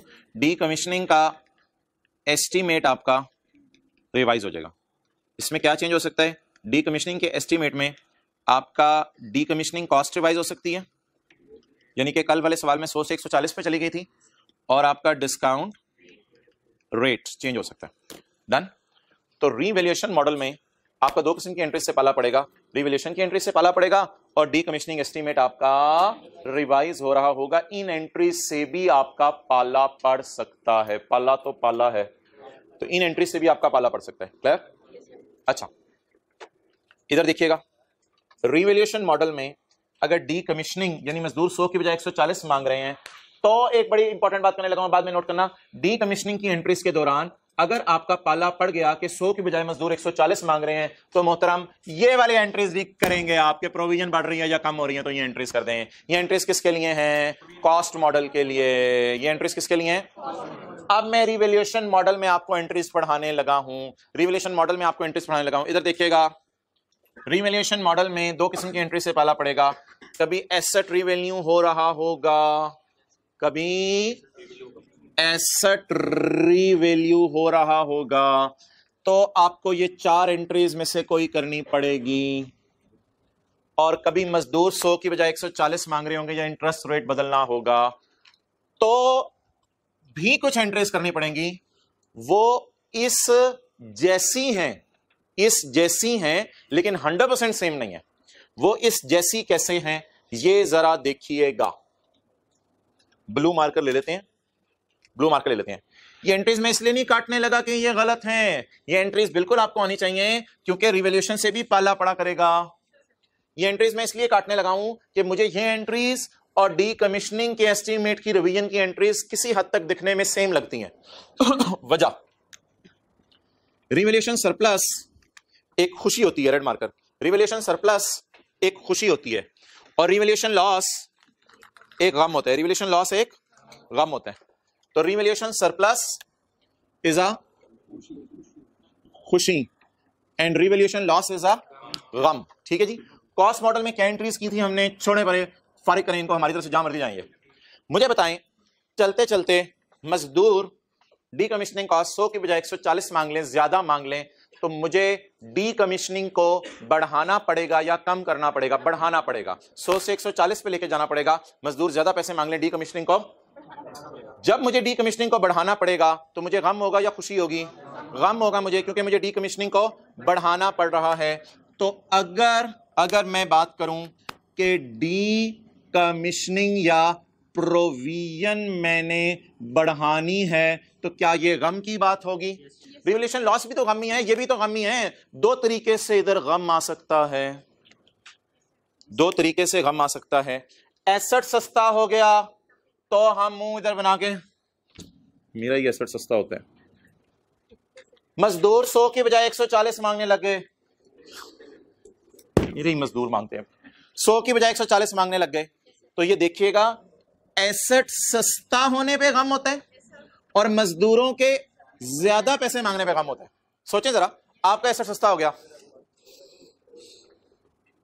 आपका एसेट सस्ता हो गया मार्केट में, गम होगा आपको। अच्छा, एसेट आपने करना है डी इंस्टॉल, मजदूरों ने कहा डी इंस्टॉल करने के ज्यादा पैसे मांगे, दोनों गम की बात है। अच्छा इधर आए, एसेट आपका महंगा हो गया, एसेट क्या हो गया? महंगा हो गया, लुटियां डालेंगे आप। एसेट क्या हो गया? महंगा हो गया, रिवैल्यूएशन सरप्लस। या मजदूरों ने कहा 200 की बजाय चल 160 कर लेते हैं आपसे, 200 की बजाय 160 कर लेते हैं आपसे, तो बता दें प्रोविजन डिक्रीज हो रही है, तो ये भी खुशी की बात है, ये भी क्या है? खुशी की बात है। अच्छा, तो ये जो नया सेट ऑफ एंट्रीज है ना, ये मैं आपको लिख के देने लगा हूं ब्लू मार्कर से, नया set of entries blue marker से। अच्छा यार इधर देखें, मजदूरों ने कहा कम पैसे मांगेंगे, लाइबिलिटी कम होगी, समझ आ गया? लाइबिलिटी कम होगी तो आप ये एंट्री करेंगे, लाइबिलिटी डेबिट, खुशी इन ओसीआई क्रेडिट, ये भी खुशी ओसीआई में जाती है एसेट की तरफ। मजदूरों ने कम पैसे मांगे, जल्दी एंट्री सोचें। ओहो, कॉस्ट मॉडल में बिल्कुल डिफरेंट एंट्रीज हैं। कल कॉस्ट मॉडल का एक और सवाल मैंने आपको रिवीजन के लिए करवाना है, कल एक सवाल इस मॉडल से करेंगे, किस मॉडल से करेंगे? कॉस्ट मॉडल में एंट्रीज को फारिग करें, कॉस्ट मॉडल में बिल्कुल डिफरेंट तरीके एंट्रीज करने का, उसको तो फारक करें आप बिल्कुल। आप सिर्फ रिवैल्यूएशन मॉडल में आ जाएं, प्रोविजन के कम होने की एंट्री बताएं। अच्छा जी, प्रोविजन कम होना क्या होता है? मजदूर 200 मांग रहे थे, आप कहते हैं 180 मांगने हैं, तो हमें खुशी हो रही है, तो प्रोविजन या लाइबिलिटी डेबिट, लाइबिलिटी डेबिट और सरप्लस इन ओसीआई। लेकिन अगर यार तुम मुंह उधर कर ले अपना थोड़ी थोड़ी देर बाद। अच्छा ये बाजू भी इधर से, दूसरा बाजू ऐसे रखा हुआ है, तो थोड़ा सा इधर भी हो। अच्छा, यानी कि मैं इधर करता हूं, इसका मुंह ऑटो में लगा, पीछे रो में हो जाता है, फिर मैं इधर करता हूं। प्रोविजन कम करना है, मजदूर कम पैसे मांग रहे हैं, लेकिन अगर पहले से कोई लॉस पड़ा हुआ है उस लॉस को खत्म कर दें और बाकी खुशी कहां ले जाएं? मजदूर कम पैसे मांग रहे हैं, पहले से कोई लॉस पड़ा हुआ है उस लॉस को, और बाकी ठीक है जी, प्रोविजन डेबिट। आगे चलें, इधर देखें, मजदूर ज्यादा पैसे मांग रहे हैं तो मुझे क्या होगा? गमों को कहां डालते हैं? P&L debit, provision credit. गम को P&L में डालते हैं, P&L डेबिट प्रोविजन। लेकिन गम को P&L में डालने से पहले देखते हैं पहले कोई खुशी पड़ी हुई है उसे खत्म करो। अगर गम P&L में डालने लगे पहले से क्या पड़ी हो तो खुशी को खत्म करते हैं, फिर गम को रिकॉर्ड करते हैं। और लाइबिलिटी तो कम बढ़ानी है, प्रोविजन इंक्रीज हो रही है। अच्छा, क्लास खत्म हो जाती है, बातें बुतें सुनते हैं बड़ी शौक से, क्लास के बाद जाते हुए साथ वाले को पोनी मार के कहते हैं एसेट की जगह ना प्रोविजन लिख दी, बस छोड़ जा, तेरे लिए ये मशवरा है, तू जा, अगली क्लास में आते हैं, चलो ऑडिट पढ़ते हैं आप। तो एसेट की जगह ना प्रोविजन लिखनी, ज्यादा सोचा ना कर, जा भाई, ऐसे ना किया करें ना, वो समझ रहे बेचारा, आप उसे रटा लगवा रहे हैं कि एसेट की जगह प्रोविजन कर देना पेपर में। हाँ ठीक है, बिल्कुल बात आपकी बिल्कुल सही है। तो मोहतरम, इस टॉपिक के अंदर जो है वो दो किस्म की एंट्रीज डील होंगी। इधर लाओ, नंबर 1, एसेट महंगा भी हो सकता है, एसेट सस्ता भी हो सकता है। इसके लिए अल्लाह का शुक्र है कोई डिफरेंट बात नहीं है। इसके लिए जो मैं ब्लैक मार्कर से पहले लिख चुका हूं वो बिल्कुल सही था, मैंने इसलिए नहीं काटा कि वो गलत था और वो एंट्रीज नहीं करनी। वो एंट्री अभी अभी मैंने आपके सामने कर दी है, वो गलत नहीं है ब्लैक मार्कर वाला। समझने के लिए मैंने दूसरी वाली एंट्रीज भी इधर ही लिख के करा दी, समझने के लिए। दूसरी वाली एंट्रीज क्या है? या तो मजदूर ज्यादा पैसे मांगे, कम पैसे मांगे, या किसमें चेंज आ जाए? अगर कभी मजदूर कहीं हमें ज्यादा पैसे दे दो, यहां से नीचे से समझिए ज्यादा आसान होता है। अगर मजदूर कहीं हमें ज्यादा पैसे दे दो तो गम डेबिट, लाइबिलिटी क्रेडिट, ये एंट्री बड़ी अच्छी समझ आती है बच्चों को एकदम। ये सबसे आसान एंट्री है चारों में। मजदूर ज्यादा पैसे मांगे तो एक्सपेंस डेबिट, लाइबिलिटी क्रेडिट। और मजदूर ज्यादा पैसे मांगे और पहले से खुशी पड़ी हो, खुशी डेबिट, गम डेबिट और पेबल टुवर्ड मजदूर क्रेडिट। और सिमिलरली मजदूर कम पैसे मांगे तो खुशी बुक करें। खुशी कहां? सरप्लस के अंदर। जिस तरह एसेट बढ़ने की खुशी सरप्लस में, ऐसे ही मजदूरों के पैसे कम मांगने की खुशी भी सरप्लस में। प्रोविजन डेबिट और सी क्रेडिट। और अगर पहले से गम पड़ा हुआ है तो गम को खत्म करें, बाकी खुशी कहां डालें? सरप्लस में। और अगर आप लिखना चाहते हैं आप लिख भी सकते हैं, असल में ये वाली फिगर बाद में आती है और इधर ये वाली फिगर बाद में आती है। यानी पहले से गम पड़ा होता है उसे खत्म करते हैं, इधर पहले से क्या पड़ी होती है? खुशी पड़ी होती है। प्रोविजन का क्या लिंक है रिवैल्यूएशन सरप्लस के साथ? एसेट महंगा होता है तो हमें लगता है पता नहीं क्या बने, हो भी या ना हो, इसलिए फोरसीन जो गेन होता है उसे हम रिकॉर्ड नहीं करते बल्कि उस सीए में डाल देते हैं। इसी तरह मजदूर कम पैसे मांगे, कोई एग्रीमेंट तो नहीं हो गया उनसे लिख के कि उन्होंने मांगनी कम है, कल को चेंज भी आ सकती है। इसलिए जहां एसेट बढ़ने की खुशी जा रही है अनरियलाइज, वैसे ही मजदूरों को कम पैसे देने की खुशी भी है, वो भी अनरियलाइज, अभी रियलाइज नहीं हुई। जब कभी मजदूरों को पैसे देंगे फिर देखी जाएगी। चलें जी, आप पढ़ लो 31 नंबर 18। ये पहले आप लिख लें, दो किस्म की एंट्रीज होती हैं।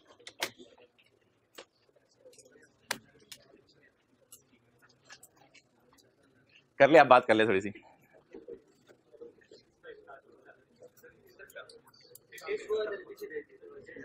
अच्छा,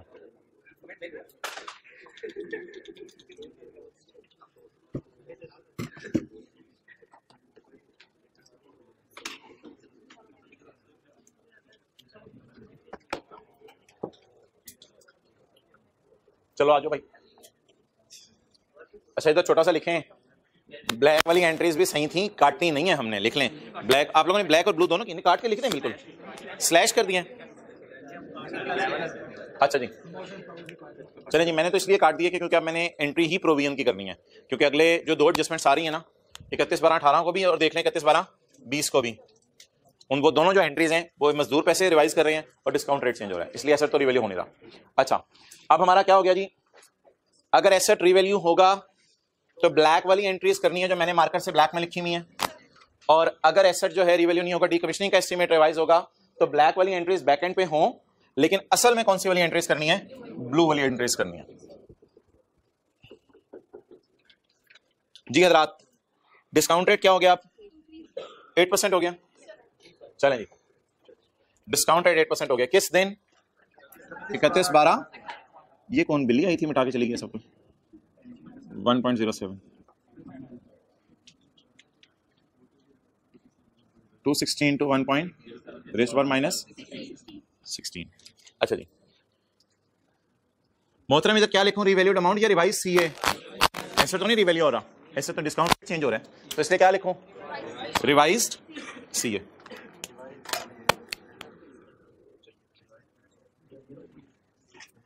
रिवाइज सीए। अच्छा, इंटरेस्टिंग बात सुने, रिवाइज सीए का मतलब है सीए ऑफ व्हाट? क्या चीज रिवाइज करानी है? एसेट को रिवाइज कराने लगे हैं आप या प्रोविजन फॉर डीकमीशनिंग को रिवाइज कराने लगे हैं? प्रोविजन फॉर डीकमीशनिंग को रिवाइज कराने लगे हैं। तो जहां से रिवीजन करानी है वहां से चलें। पहले एसेट रिवैल्यू हो रहा था तो मैंने 486.9 लिख के आगे चलाया था चीजों को। अब डीकमीशनिंग रिवाइज हो रहे, छोटी छोटी बातें सुनते नहीं, अब डीकमीशनिंग रिवाइज हो रहा है तो मैं ये वाली डीकमीशनिंग की रिवाइज सीए निकाल के चलाऊंगा आगे सवाल को। ओके, 260 में कोई चेंज नहीं आई, अल्लाह का शुक्र है। डिस्काउंट रेट 7% की बजाय 8% हो गया, और शहजादों रट्टे मारने वालों 16 के बाद 15 नहीं लिखना, खड़े उसी रेट में हैं, खड़े उसी रेट में हैं। जिन्होंने हाथ खड़े किए थे उनको कह रहा हूं, वो उस वक्त किए थे काफी 15-20 मिनट पहले। तो रेज़ टू पावर -16 ही रखना है, छोटी छोटी एहतियाती है ध्यान में रखनी है। जी बोलें। 75 पॉइंट। ओए होए होए होए होए, खलो जा खलो जा खलो जा खलो जा खलो जा खलो जा। 75.9 वो मजदूर जो 88 बिलियन मांग रहे थे, पता नहीं रुपीस में सवाल है। अच्छा, वो मजदूर जो 88 मांग रहे थे, अब वो मजदूर सिर्फ, पहले बता दें 88 वालों को अगर 75 देना पड़ा तो 7 वाले को देखें उसकी बातें खिल रही हैं, एक्सप्रेशन लेस फेस है। अच्छा, तो 88 वालों को कितना देना पड़ा आप बता दें। अगर 88 वालों को 70, अच्छा एंट्री कोशिश करें देखे बगैर सोचें, वैसे सोचें एंट्री देखे बगैर। 88 वालों को 75 देना पड़ा तो क्या होगी? प्रोविजन डिक्रीज होगी तो खुशी होगी। अगर खुशी होगी तो खुशी डालनी है ओसीआई में, खुशी डालनी है ओसीआई में, खुशी कहां डालनी है, लेकिन अगर पहले से लॉस पड़ा हो उसको खत्म करके बाकी खुशी कहां डालनी है, ओसीआई में। क्लियर? अच्छा, अब ये वाली अगर बातें ऐसे जबानी नहीं समझ आ रही तो बता दें प्रोविजन कम हो रही है, तो जहन में इसकी बूटी बना के लेके जानी है। अच्छा, प्रोविजन क्या हो रही है, तो प्रोविजन कम हो रही है, तो किसकी बात है, खुशी की बात है। बताएं नॉर्मल हालात हैं या पहले से लॉस पड़ा हुआ है, पहले से लॉस नहीं पड़ा हुआ, बल्कि अल्लाह का शुक्र है पहले से सरप्लस पड़ा हुआ है, तो नॉर्मल हालात ही से कहेंगे। पहले से शुक्र है लॉस नहीं पड़ा हुआ, पहले से लॉस नहीं पड़ा हुआ, तो ये नॉर्मल हालात समझे जाएंगे। अब कुछ सरप्लस पहले भी आया हुआ, कुछ हो रहा जाएगा, वो कोई मसला नहीं, उसकी बता दें। लेकिन ये बता दें आपको कैसे बता, नॉर्मल हालात हैं, पहले से लॉस नहीं पड़ा हुआ, इसलिए नॉर्मल हालात चल रहे हैं हमारे। बताएं जी 12 कोई बंदा बता दे 12.2 की एंट्री तो मैंने यहां पोस्ट कर दी, 12.2 की पोस्टिंग समझा दे जल्दी जल्दी जल्दी। 12.2 लायबिलिटी डेबिट, तभी तो 75.9 पे आएगा, तो क्या बनी बोले, प्रोविजन या लायबिलिटी डेबिट। ये लायबिलिटी डेबिट का क्या मतलब है, खुशी, खुशी, खुशी पहले से कोई लॉस पड़ा है, तो अब इस खुशी को कहां डालें, अनरियलाइज खुशियों को सीए में डाला जाता है, तो बोले बोले entry liability debit surplus, debit नहीं सरप्लस क्रेडिट, कितने से 12.2 से। डन। और एक बात और करने लगा हूं, एसेट पे तो फर्क नहीं पड़ता, आप देख लें यहां से यहां किसी एंट्री में एसेट पे फर्क नहीं पड़ा, तो एसेट पे तो फर्क नहीं पड़ेगा, बस ये डबल एंट्री पोस्ट होगी। चलें जी 31 पॉइंट, यहां पे कोई लफ्ज लिखवा दें 31, 12, 18, रिवैल्यूएशन नहीं, change in estimate, change in estimate, इसका नाम चेंज इन एस्टीमेट होता है। लास्ट क्लास में भी लफ्ज लिखवाया था ये, चेंज इन एस्टीमेट। प्रोविजन क्या कर गई है, डिक्रीज कर गई।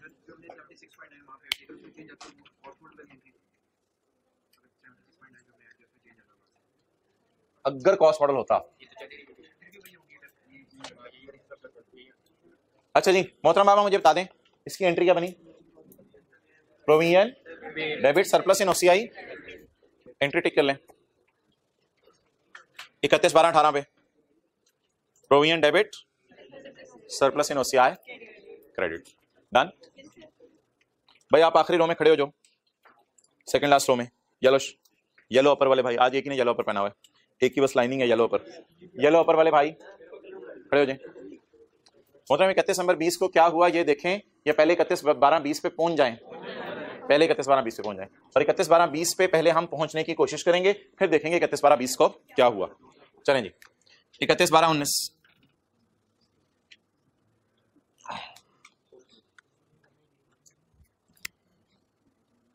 खुद ही बैठ गए हो, नहीं बैठे शुक्र है। 31, 12, 19 की रेटिंग डालेंगे, द रीजन इज डिडक्शन निकालनी है, डिडक्शन निकालते हुए खतरा है कि रिमेनिंग लाइफ हम गलत ना ले लें, इसलिए डिडक्शन लिखते हुए डेट 19 के साल में तो डेप्रिशिएट होगा ना, किस प्राइस को खत्म करना है 432.7। यार इसमें सेम है लेकिन सरप्लस बदल गया, इस वजह से मुझे मजबूरन बदलना पड़ेगा। ये कुछ बच्चे बात करते होते हैं कि ये तो सेम ही चल रही है, उसी बेसिस पे चल रही है, भाई सरप्लस बदल गया तो चेंज करना पड़ेगा, और पीएनएल की फिगर भी आगे तो चेंज करना पड़ता है, इसलिए जब भी एस्टीमेट रिवाइज हो या रिवैल्यू हो आप रिमेनिंग लाइफ निकाला करें, रिस्की हो जाएगा काम। 430.2.7 इसको पकड़ें, ये साल गिने भाई, जब मैं ये कर रहा होता हूँ हरकतें, तब आप जो है अपनी हरकतें कर रहे होते हैं। 15, 16, 17, 18 कितने साल हो गए। डेप्रिसिएशन के सामने रिमेनिंग लाइफ निकालते हुए डेट लिखना रिस्की है, रिमेनिंग लाइफ गलत निकल आती हैं इस तरह कुछ लोगों से। तो भलाई किस प्राइस को खत्म करना है 430.7 को, तो पूरा 15, पूरा 16, पूरा 17, पूरा 18 कितने हो गए 4, टोटल 20, 20 माइनस 4 16, तो 432.7 के टुकड़े टुकड़े कर दें 16 सालों में।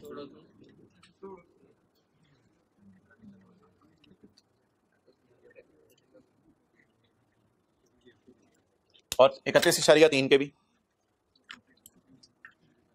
डिवाइडेड बाय 16, और स्लैश इंटरेस्ट भी जगह ही बढ़िया, स्लैश इंटरेस्ट भी लिखना है। डन। डिविजन इंटरेस्ट साथ साथ चलाना है। चलें जी 27, ठीक है 27 जरा अच्छा लगा मुझे, मैं इसके लिए मार्कर लेने गया हूं। 27/2 अब डेट लिख दें। क्लियर। अब आप ऐसा करें 31/12/19, अब आप ऐसा करें कि सीए करें, जब आपने से चालू किया तो आपने दोबारा अमाउंट ली थी तो ये किया जब इस बार फिर दोबारा नई वाली नहीं चाहिए अभी तो रीजन ही और बनी है, नई वाली ली है जी। अभी तो एसेट को छेड़ा ही नहीं, अभी तो प्रोविजन को छेड़ना है सिर्फ, जो हुआ है उसी को करना है। वो कॉस्ट मॉडल में करते हैं, डिवेल्यूशन मॉडल में ये एंट्री एसेट नहीं छेड़ा जाता। रिमेनिंग लाइफ कैसे आई है?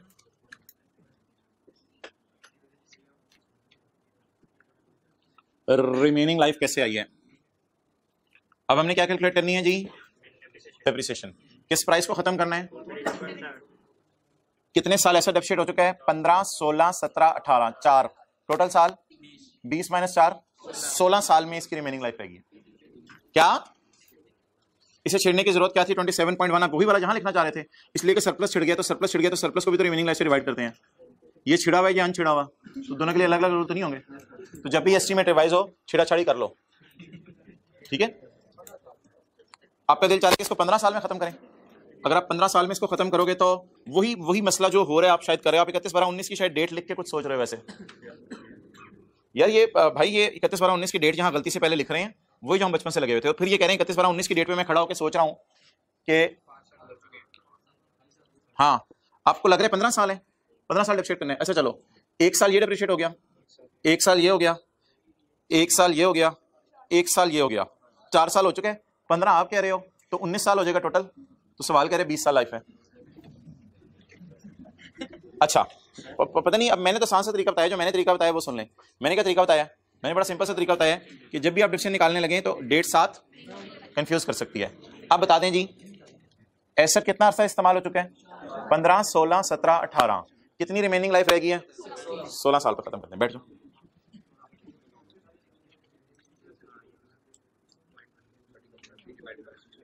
जी।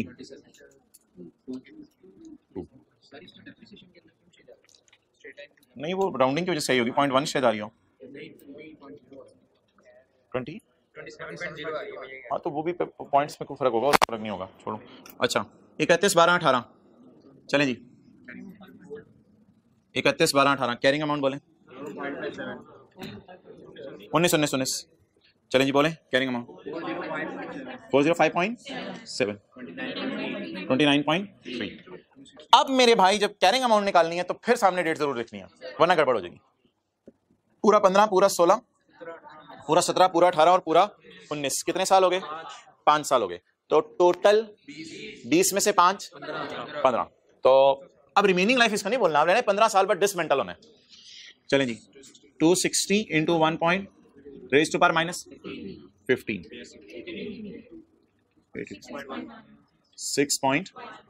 अब इस साल सिर्फ 3 एंट्रीज होंगी क्योंकि इस साल कोई और मसला नहीं हुआ जो अगले साल होने वाला है।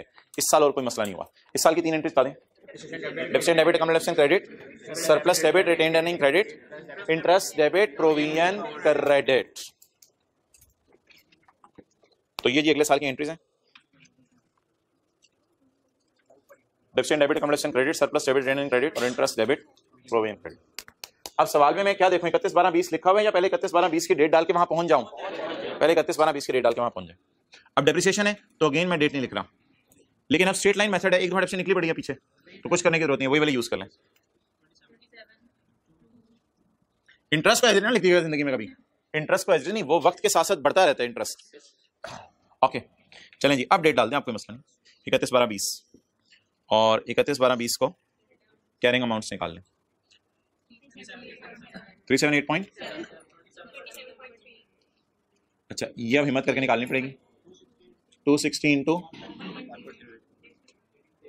अब अगर कोई देख रहा है 31/12/20 की डेट सवाल में, तो आपने उसे थप्पड़ मार के प्यार से समझाने, पुत्र पहले कैरिंग अमाउंट 31/12/20 की लिख तो ले, बाद में रिवाइज होगी।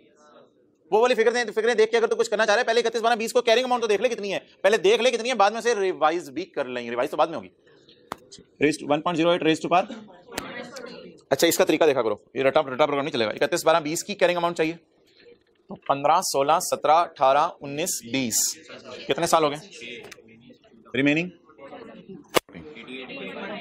88.5। बैलेंसिंग बोले 6. वही 3 एंट्रीज, डेप्रिसिएशन की 27 से, सरप्लस की 2 से, इंटरेस्ट की 6.5। डेप्रिसिएशन की 27 से, सरप्लस की 2 से, इंटरेस्ट की 6. आखिरी एंट्री मत देखें। अब मैं आपको 3 मिनट दे रहा हूं और ये आपका टेस्ट है, मैं आपको 3 मिनट दे रहा हूं। अब आपने सोचना है इन 4 में से कौन सी एंट्री बन रही है, प्रोविजन डिक्रीज हो रही है, इंक्रीज हो रही है। तसल्ली से ये 260 बढ़ के किस पे चला गया, 400 पे। करें जी, फिगर्स निकालें एंट्री की, जल्दी करो ना, 400 की बेस पे कैलकुलेशन तो करो।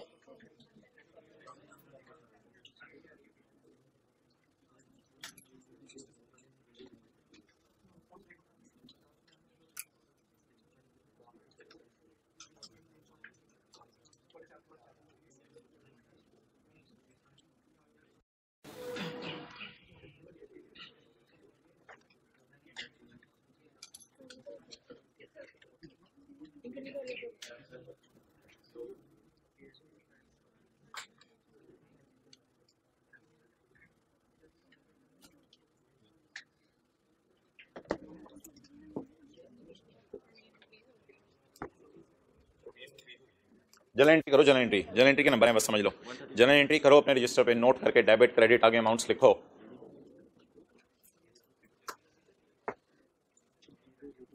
अच्छा जी, 31/12/20 की डेट दोबारा डालनी पड़ेगी, रिवाइज कैरिंग अमाउंट,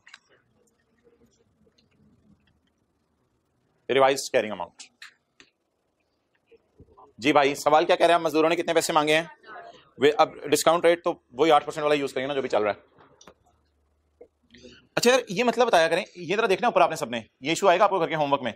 ये बताएं, रिवाइज कैरिंग अमाउंट अगर मैंने लॉस लिखा है तो फिर पहले इस कॉलम में रिवीजन करूं ना, और अगर मैंने रीवैल्यूड अमाउंट लॉस लिखा है तो पहले, ये बड़ी इंपॉर्टेंट बात है, अगर रिवैल्यूड, या तो इंपॉर्टेंट बात में तो ऐसे कर लेते हैं, रीवैल्यूड अमाउंट में आपने यहां लिखा करना पहले, और रिवाइज कैरिंग अमाउंट में आपने यहां लिखा करना है पहले। डन। तो अब जी revise carrying amount, carrying amount किसकी रिवाइज करनी है, लायबिलिटी की ना, एसेट की तो नहीं। पहले लायबिलिटी को छेड़ना है, 400 इंटू, अच्छा यार अब डेट तो वही है, डेट तो वही है, तो इसलिए ये तो चेंज करने की जरूरत नहीं। कोई -13 वाला, -13 वाला, थोड़ा सर नीचे कर लो, ऐसे होकर बैठ जाओ, नहीं हाँ ऐसे रिलैक्स हो गए। अच्छा हाँ, कोई -13 वाला है तो जरा ढूंढ के बताएं, कोई एक बचा ढूंढ के दिखा दे मुझे -13 वाला, जिसने -13 लिखा हो। -14 ही लिखेंगे, वाई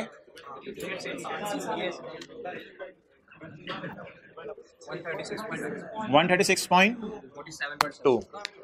जब आप देखेंगे कि 88 वाले मजदूरों को अब मुझे 136.2 देना पड़ेगा, तो कहते हैं आप खड़े खड़े गिर जाएंगे तो आपकी बस हो जाएगी, आप कहेंगे 88 वालों को कितने देने हैं, 136। तो बताएं, ये तो गम की बात है, नॉर्मल हालात हैं या पहले से सरप्लस आ रहा है? पहले सरप्लस को खत्म करते हैं, फिर बाकी P&L में डाल लेंगे। अच्छा जी, आप बता दें 47.7। यार ये 47.7 को कहां लेके जाना है, 47.7 को यहां पे, भाई अबू बकर यहां तक डाली, 47.7 को यहां लेके जाने। डन, 47.7 यहां आ गया, प्रोविजन क्रेडिट हो गई। अब बता दें भाईजान, प्रोविजन बढ़ रही है तो हमें क्या हो रहा है, गम हो रहा है। गम को P&L में डाल दें, सोचें P&L में डाल दें, या गम पहले खुशियों को खाते हैं? अगर पढ़ी हो, अगर हो ही ना तो फिर, अगर हो ही ना तो फिर तो अच्छा, तो गम पहले किसको खाएंगे, खुशी को खाएंगे। अगर खुशियां सारी ही खा गए, बाकी गम कहां डाल देंगे, P&L में। खुशियां देखें कितनी पड़ी हुई हैं, खुशियों की पहले ही जान निकली हुई है, इतना बड़ा गम आ गया। ये गामा तो पश्तों में होगा शायद कुछ। अच्छा, ये आपने खुशी को खत्म कर दिया, अब गम बीच में फिट करें फोल्डिंग डाल के, जगह हमने छोड़ी नहीं है, खुली खुली जगह थी इधर।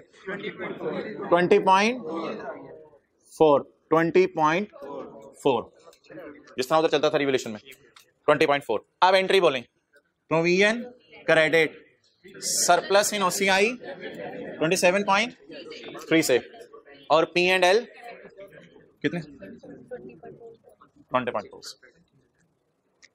डन। अच्छा जी, इसका नाम बता दें, क्या लिखें यार? ये एक सरप्लस आया था, मैं एक हमारा बीच में फटा हुआ था, चेंज इन एस्टीमेट वाला, ये एक फटा था, ये दूसरा फटा था, और ये तीसरा फटा है सवाल में, चेंज इन एस्टीमेट 31/12/20, और इस फटे का नाम था प्रोविजन डिक्रीज था, और इसका है प्रोविजन इंक्रीज। अच्छा मजे की बात सुने, ये देखें, एक आपको मैं बात बता दूं जो कल इंशाल्लाह मैंने करनी है। ये जो रिवोल्यूशन मॉडल होता है ना, इसमें प्रोविजन के चेंज होने से एसेट पे फर्क नहीं पड़ता। प्रोविजन के चेंज होने से कॉस्ट मॉडल पे पड़ता है, रिवोल्यूशन मॉडल में प्रोविजन के चेंज होने से एसेट पे फर्क। और वैसे भी यार छोड़े इस तरह क्या सोचना, आपको जर्नल एंट्री आती है ना, जर्नल एंट्री जब आपने पोस्ट कर दी तो ऑब्वियसली यहाँ क्या लिखेंगे, 0 लिखेंगे। तो इसलिए पिछली से पिछली क्लास में हमने कौन सा सवाल किया था, इस सवाल में, इस क्लास में कल के सवाल में आपकी तसल्ली के लिए एक सवाल 15-20 मिनट में कॉस्ट मॉडल का करेंगे और एक सवाल 25-30 मिनट में रिवोल्यूशन मॉडल का करेंगे, ताकि दोनों सवाल जरा अच्छे तरीके से रिवाइज हो जाएं। अच्छा अब आप बता दें कैरी डाउन्स क्या आ रहे हैं,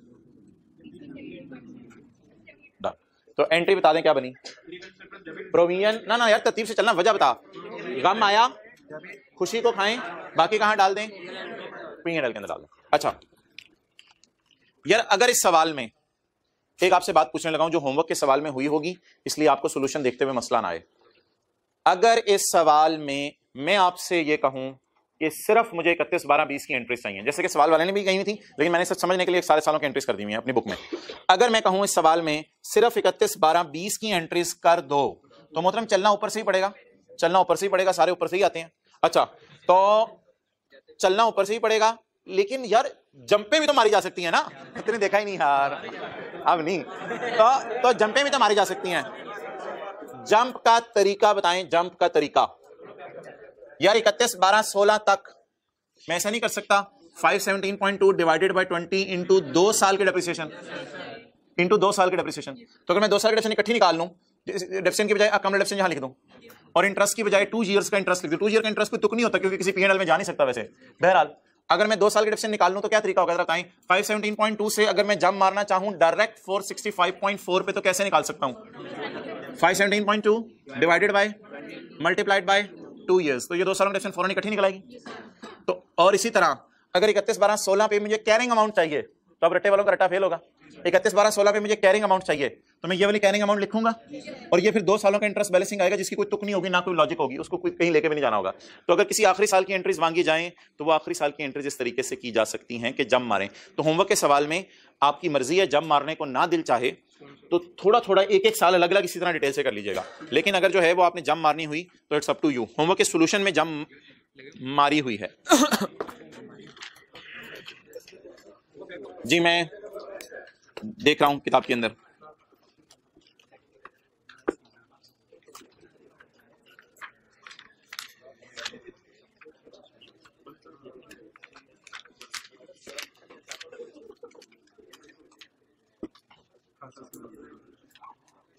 page 76 question number 1, page 76 question number 1। एक मिनट यार, नहीं